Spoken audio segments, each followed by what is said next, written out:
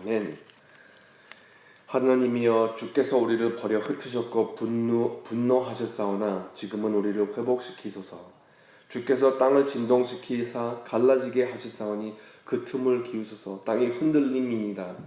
주께서 주의 백성에게 어려움을 보이시고 비틀거리게 하는 포도주를 우리에게 마시게 하셨나이다. 주를 경외하는 자에게 깃발을 주시고 진리를 위하여 달게 하셨나이다.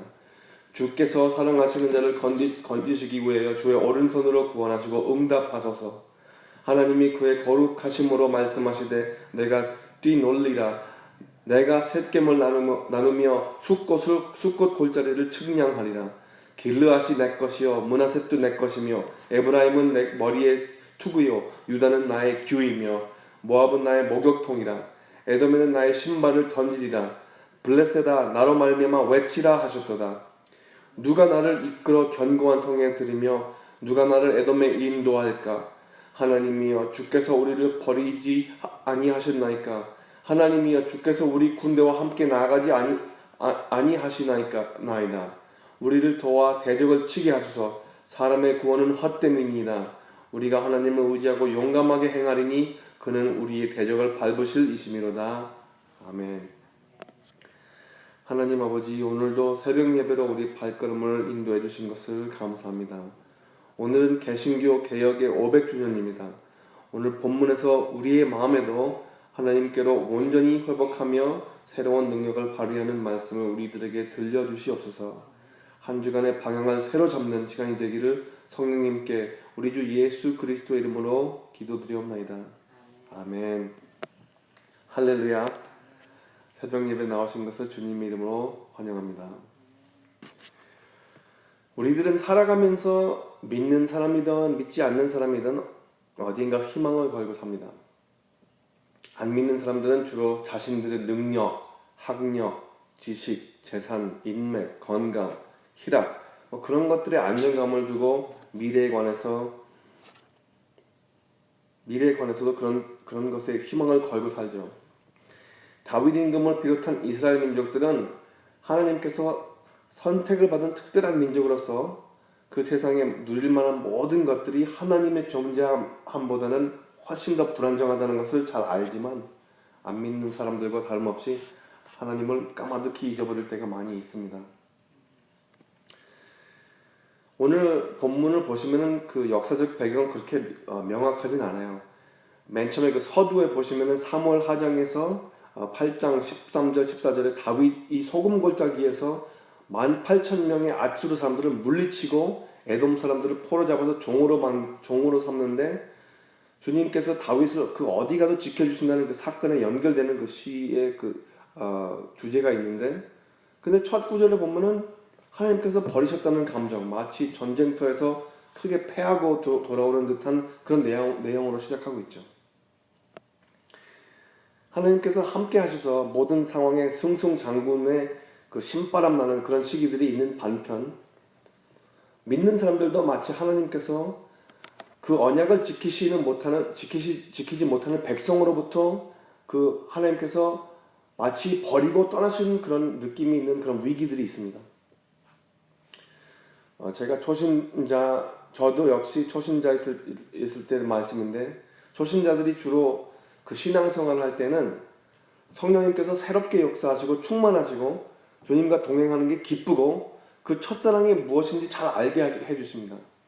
하지만 세월이 좀 흘러가고 생활의 안정이 좀 보이면은 주님은 마치 멀리 계신 것 같고 또 영적인 힘은 또 어디 간 것 같이 사라진 것 같은 그런 느낌이 될 때가 있어요. 이게 모두 다 우리가 그런 과정을 통과해야만 한다고는 모르겠어요. 왜 그렇게 하시는지. 때로는 우리가 영성이 아주 그냥 충만했을 때 잘못해가지고 다른 사람을 정죄할 때도 있지 않습니까? 16세기 갈멜 수도사 십자가의 요한이라는 사람이 마음의 어두운 밤, Dark Night of the Soul이라는 책의 그 내용이 있어요. 그게 뭐냐면은 사람들이 신앙생활을 주님과 동행하면서 계속 가다가 한순간에 그 주님의 가까운 임재하심이 없는 거예요. 그래서 그 어두움 속에서도 끊임없이 예수님을 갈망하고 그 밤을 세워가면서 극복을 해내는 그런 내용이죠. 우리가 하나님의 우리 느낌에 우리와 함께 안 계신 것 같고 좀 멀리 있다고 해서 거기서 그냥 우리가 기권을 하면 안 됩니다. 계속해서 기다리고 갈망하고 부르짖고 그렇게 해야 되는 거죠. 하나님이여 주께서 우리를 버려 흩으셨고 분노하셨사오나 지금은 우리를 회복시키소서. 오늘 본문 첫 구절이 그렇게 시작이 되는 거예요. 이스라엘을 전국으로 볼 때 사람들이 집합이 잘 안 되고 마치 그 사람들이 모일 만한 그 하나님의 그 임재의 구심점이 사라진 것 같이 그런 심정입니다. 오늘 시편의 간구는 하나님이 임재하심이 느껴지지 않고 보이는 흔적들은 다 하나님께서 떠나신 흔적밖에 안 보이니 하나님을 찾는 마음을 계속해서 그 찾는 마음조차 찾는 거예요. 마음에 내가 무엇을 희망해야 될지, 맞아, 하나님한테 외치고 하나님한테 부르짖을 수밖에 없구나. 지금 우리를 회복시키소서. 2절에 보시면 주께서 땅을 진동시키사 갈라지게 하셨사오니 그 틈을 기우소서. 땅이 흔들림이니이다. 여기서 말하는 것은 문자 그대로 지진을 말을 할 수가 있어요. 최근에 9월달에 멕시코에서 일어난 8점이 넘는 그 큰 지진을 겪은 사람들은 이 말을 읽어볼 때 그대로 적용이 되겠죠. 하지만 이 지구의 표면의 그 안정성이 사라지는 것을 말하고 있습니다. 이 땅을 우리가 걸어가면서 굳게 디디면서 앞으로 정진해야면서 나가야 되는데 땅이 꺼지고 갈라지고 심지어 그 틈틈은 사람이 빠지는 그런 불안정성을 말하고 있는 거예요. 우리들이 그때 토요 새벽 예배 마치고 우리 맥도날드 가가지고 여자분들은 이쪽에 앉으시고 남자분들은 이렇게 앉으시는데 남자분들은 대화를 하는 거예요. 그 전쟁에 가면 EMP라는 게 있는데 EMP는 그 Electromagnetic Pulse, 그 폭탄이 한번 터지면은 사람들은 안 죽는데 모든 전자제품, 우리 폰이나 뭐 컴퓨터나 그리고 심지어 뭐 자동차에 있는 그 컴퓨터도 다 완전히 쓸모가 없게 됩니다.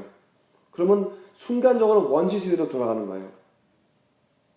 그런 기술도 지금 가능하고 그리고 또 우리가 지금 아슬아슬하게 하루씩 넘겨가면서 살지만 그게 언제 터질지 모르는 그런 불안정한 사실이에요. 우리가 살아가는 세상이.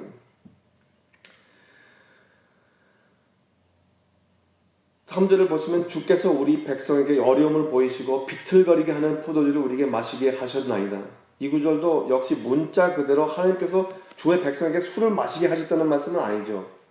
그런데 현실을 있는 그대로 볼 수 있는 그 정신이 아주 험악하게 흔들리게 하셨다는 말씀입니다. 내가 살아가면서 현실을 뚜렷이 못 보는 거예요. 그러면 질서가 무너지고 혼돈이 오는 장면입니다. 그런데 이렇게 하나님께 간구하는 중 저자에게 떠오르는 사실은 이런 상황일수록 더욱더 주님을 경외하고 주께서 사랑하신다는 희망을 버리지 않는 것이죠.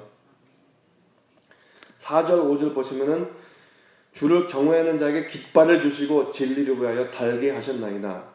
주께서 사랑하시는 자를 건지시기 위하여 주의 오른손으로 구원하시고 응답하소서. 이런 상황 속에도 주를 경외하는 자들은 승리를 거두고 주님께서 건지심을 받고 구원에 이른다는 희망입니다. 승리와 실패 중에서도 이런 하나님에 관한 믿음은 흔들리지 말아야 하겠죠. 6절부터 9절까지 보십시다. 하나님이 그의 거룩함으로 말씀하시되 내가 뛰놀리라. 내가 쉿겜을 나누며 숫꽃 골짜기를 측량하리라. 길르앗이 내 것이요 므낫셋도 내 것이며 에브라임은 내 머리의 투구요 유다는 나의 규이며 모압은 나의 목욕통이라. 에돔에서 나의 신발을 던지리라. 블레셋아 나로 말미암아 외치라 하셨도다. 누가 나를 이끌어 견고한 성에 이르며 누가 나를 에돔에 인도할까. 하나님께서 지금 선포하시는 말씀은 지금 부르시는 그 모든 지역들이 다 하나님의 통치권 안에 정복하시겠다는 것이에요.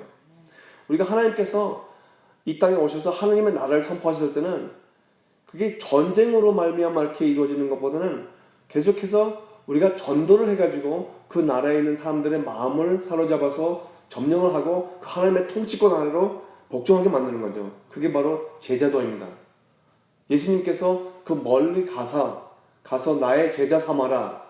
내가 가르친 모든 것을 가르치고 나를 제자 삼아라. 그게 하나님의 그 통치권 아래에 사람들을 불러들이는 아주 아름다운 장면입니다.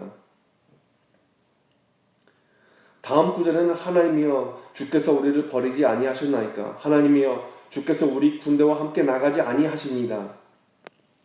전에는 하나님께서 함께 하셔가지고 능히 이겼는데, 언제나 그 승리를 봤을 때는 그 하나님께 함께 하셨기 때문에 그 자신이 있었는데, 그런데 그런 신성의 용기를 이제는 느끼지 못한다는 것이죠. 이 하나님께서 함께 하시지 않는다는 그 느낌은 꼭 실패할 때만 느껴지는 것이 아닙니다. 방금 큰 승리를 거뒀는데도 하나님께서 함께 하신가 아닌가 그 허무감을 느낄 수가 있거든요. 반대로 실패를 했다고 해서 꼭 하나님이 같이 안 계신다는 것은 아닙니다. 실패를 했다고 해도 하나님께서 임재하시면 위안을 해주시는 그 느낌을 우리는 느낄 수가 있거든요. 11절 12절을 보시면 우리가 도와 대적을 치게 하소서. 사람의 구원은 헛됨이니이다. 우리가 하나님을 의지하고 용감하게 행하리니 그는 우리 대적을 밟으실 이심이로다. 인간의 수작과 힘보다는 만군의 하나님의 임재하심이 그들과 우리들의 군기를 살리죠. 오늘도 그렇습니다. 세상의 악을 무찌르고 하나님께 영광을 펼치고자 하는 그 욕망은 우리 스스로가 만들어 나갈 수가 없는 것입니다. 하나님께서 임재하셔야만이 우리가 그것을 발휘를 할 수가 있는 거죠. 오늘이 개신교 개역 500주년이기 때문에 마틴 루터에 대해서 잠깐 이야기를 좀 더 나누고 마무리를 짓겠습니다. 이게 작은 일이 절대로 아니거든요. 500주년이면은 꽤 시간이 많이 갔고 거기에 대해서 우리가 받은 그 이익은 계수를 할 수가 없습니다. 내일 수요 예배 때 저녁에도 잠깐 더 말씀을 드리겠지만, 그 기존에 있었던 천주교의 가르침과 성경 말씀에서 이탈했어요. 교회가. 그 천주교에서 성경 말씀에서 조금이라도 이탈하면 거기에 뭐가 들어오냐면 우상이 들어옵니다. 우상 숭배가 하게 되고, 그리고 또 부패를 낳습니다. 그런 것들이. 그 부패가 됐으니까 대세를 판매하는 행위가 생기죠. 그래서 루터는 그게 비성서적이고 비도덕적이고 가난한 자들한테 거짓 위안을 돌리는 악한 행실이라고 지적을 합니다. 세상 수단을 이용해서 구원의 위안을 교회에서 제공하더니 그게 말이 됩니까? 그리고 돈으로 사는 그 대사는, 돈이 있는 사람들은 그 죄에 대해서 어떤 용서를 받을 수 있지만 돈이 없는 사람들은 그것을 못 받는다는 말이죠. 근데 그것을 지적하고 나니까 교회에서 가만두겠습니까?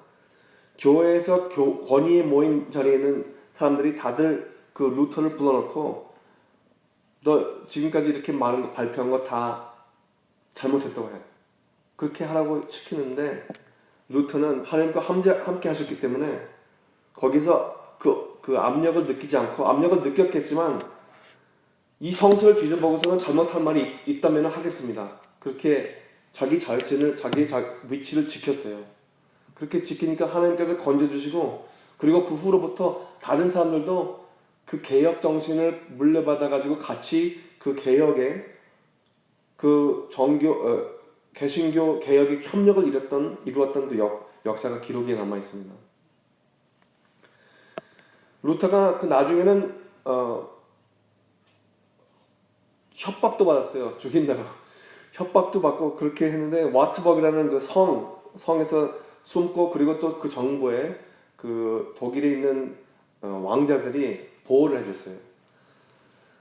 그래서 성에서 숨어서 그 당시에 라틴어와 헬라어로만 있었던 그 성경 말씀을 독일어로 번역을 해가지고 평민들도 다 하나님의 말씀을 직접 읽을 수 있게 그렇게 수고를 했는데, 이제 구텐버그 인쇄소가 다 발명이 되고 나서 많은 사람들이 성경 말씀을 갖게 됐어요. 할렐루야.